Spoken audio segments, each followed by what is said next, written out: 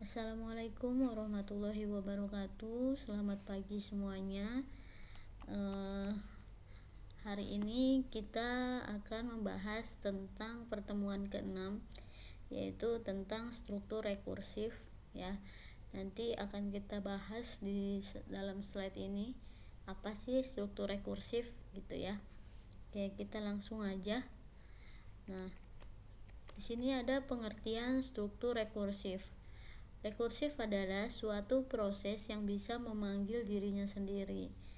Ya, contohnya di sini misalnya permasalahannya adalah memotong roti tawar tipis-tipis sampai habis.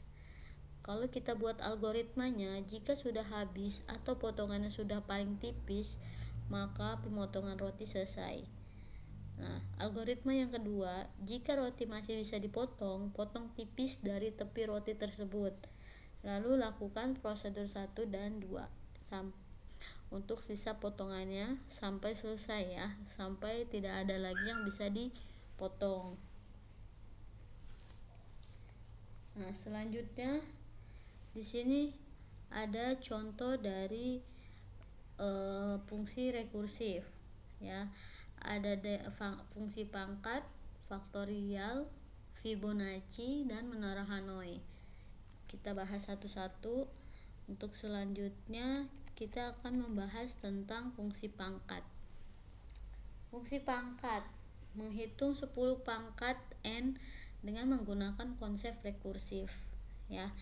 Jadi untuk fungsi pangkat ini, untuk penulisannya seperti ini ya.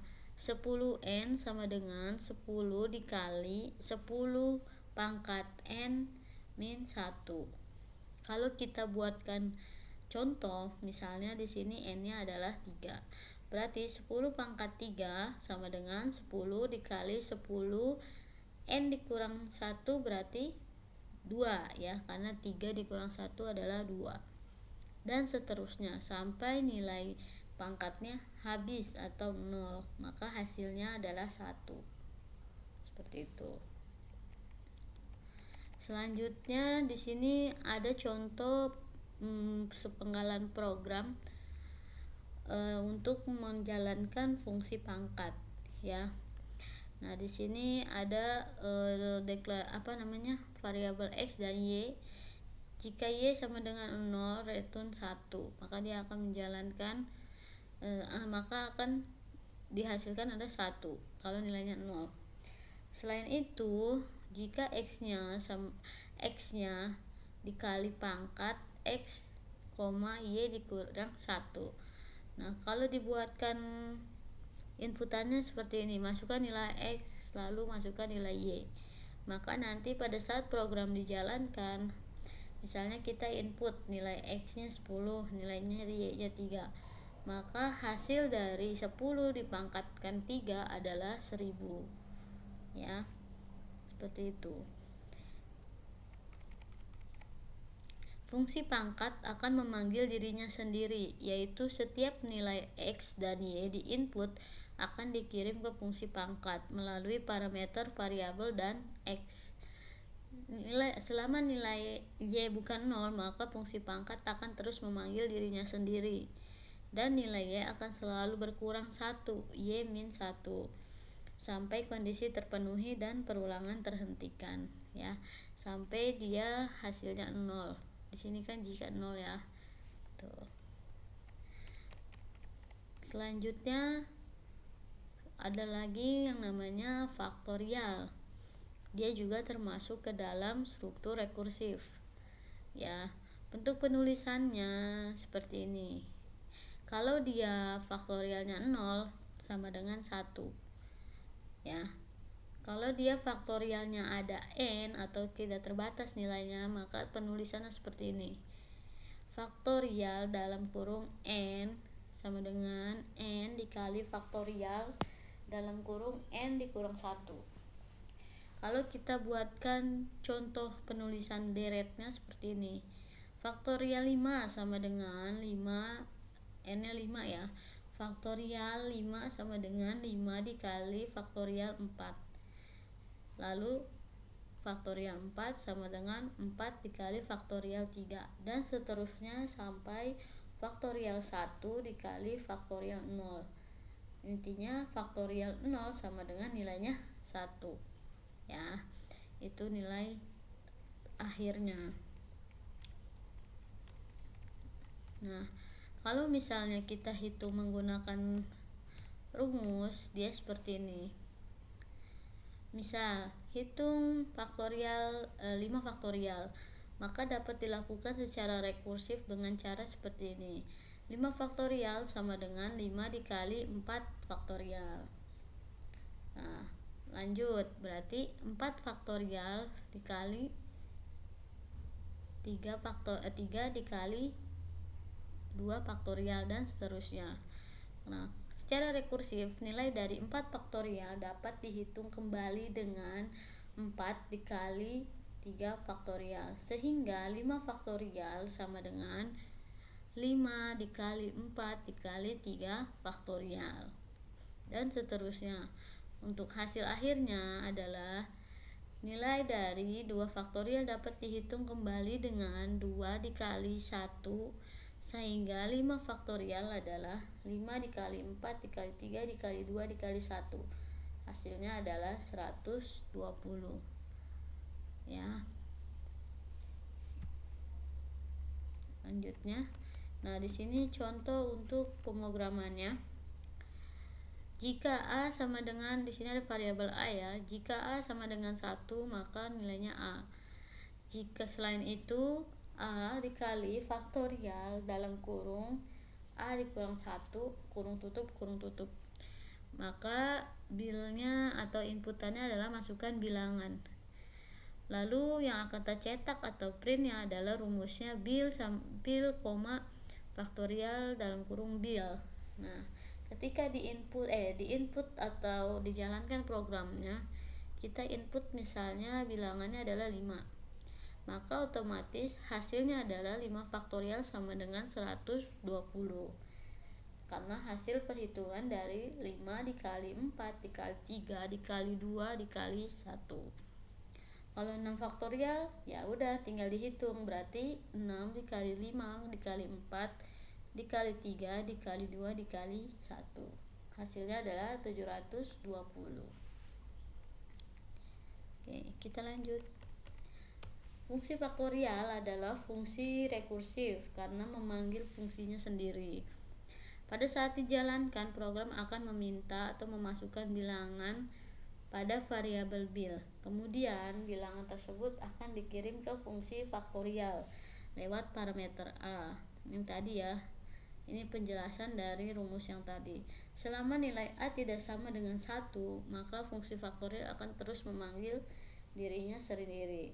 Perulangan akan berhenti ketika nilainya adalah 1. Misalnya 1 faktorial, ya udah hasilnya adalah 1.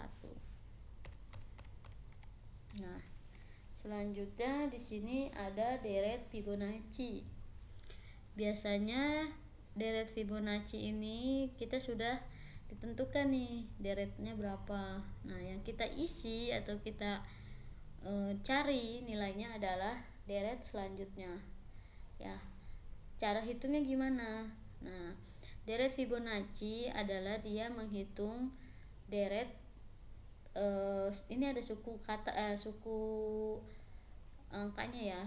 Yang dihitung adalah suku pertama ditambah suku kedua, maka hasilnya adalah suku ketiga, dan seterusnya. Misalnya suku pertama ditambah suku kedua, hasilnya adalah suku ketiga ya. Lalu lanjut lagi, misalnya di sini suku kedua ditambah suku ketiga, hasilnya suku keempat. Lanjut lagi, suku ketiga ditambah suku keempat, hasilnya adalah suku kelima. Nah, kalau di sini berarti ini suku ke-7. Suku ke-7 ditambah suku ke-8, hasilnya berapa? 8 ditambah 13. Berarti hasilnya 21 ya. Nah, berarti titik-titik ini nanti hasilnya adalah 21 karena dia proses perhitungannya dari suku pertama ditambah suku kedua dan seterusnya ya. Secara notasi dia penulisannya seperti ini. Fibo dalam kurung n sama dengan Fibo dalam kurung n min 1 ditambah Fibo dalam kurung n min 2. Nah, contohnya di sini Fibonacci-nya 5 sama dengan Fibo dalam kurung 4 ditambah Fibo dalam kurung 3.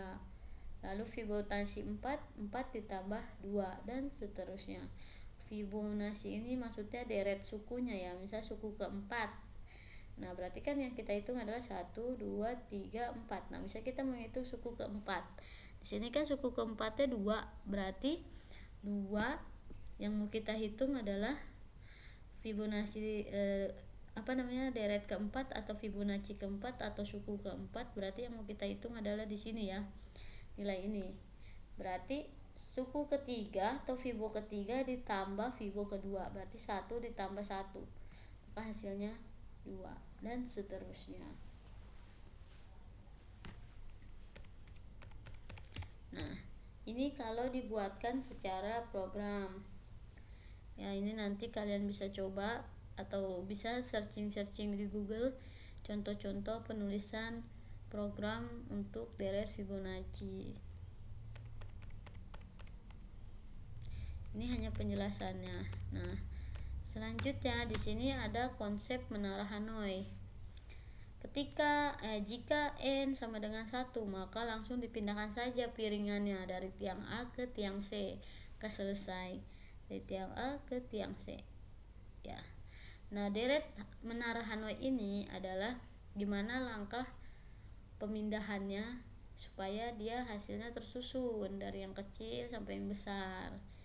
Ya, terus di sini pindahkan n-1 piringan yang paling atas dari tiang A ke tiang B. Nih, dari tiang A pindah ke B. Lalu pindahkan piringan ke n piring terakhir ke tiang A. Pokoknya ini adalah proses pemindahan piringan ya, menara Hanoi. Nah, ini kalau ditulis langkah pemindahannya seperti ini ya. Nah, kalau kita cek atau kita coba lihat di tutorialnya seperti ini ya.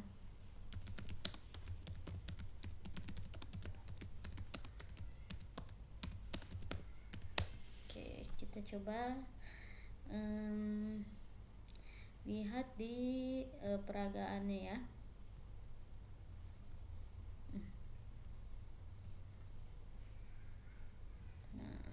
Ini banyak nih contohnya, kita cari yang gift-nya ya.